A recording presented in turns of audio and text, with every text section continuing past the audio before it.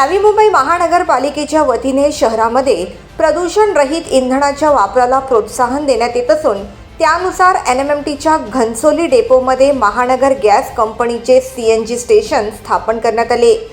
या CNG स्टेशनचे महाराष्ट्र राज्याचे वनमंत्री गणेश नाईक यांच्या हस्ते उद्घाटन झाले। या उद्घाटन समारंभास महानगरपालिकेचे आयुक्त डॉक्टर कैलास शिंदे, माजी खासदार डॉक्टर संजीव नाईक, MGLचे व्यवस्थापकीय संचालक आशु सिंगल, GM योगेश कडुसकर, पालिकेचे शहर अभियंता शिरीष आरदवाड, MGLचे मार्केटिंग विभागाचे senior VP Rajesh Wagle, project विभागाचे VP गुरविंदर सिंग, VP सितांशु राय चौधरी, माजी नगरसेवक घनश्याम मडवी, युवा नेते संकल्प नाईक, हिरेन शहा आदी मान्यवर उपस्थित होते।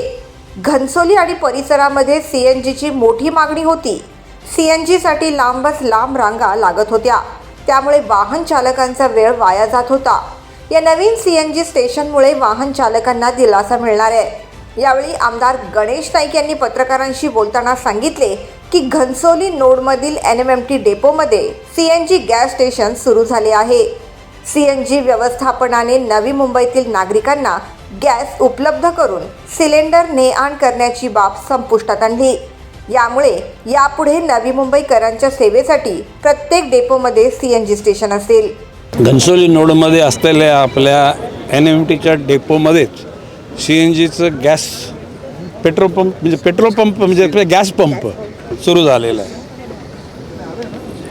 CNGच्या व्यवस्थापनानं या शहरातल्या घराघरातल्या लोकांना गॅस देऊन एक प्रकारचे गॅस सिलेंडर आणणं, वर चढवणं वगैरे हे सगळ्या गोष्टी संपुष्टात आणलेल्या आहेत। याच्यापुढे प्रत्येक डेपोमध्ये CNGचं स्टेशन असेल, जेणेकरून नवी मुंबईच्या जनतेची सेवा होईल। आज घनसोलीचे लोक निश्चितपणे सर्वांनाच धन्यवाद बोलतील, CNGच्या व्यवस्थापनाला, महापालिकेला आणि लोकप्रतिनिधी ज्यांनी यासाठी काम केलं त्यासाठी, आणि एकूणच आनंदाचा दिवस आहे। Bureau report, the metro.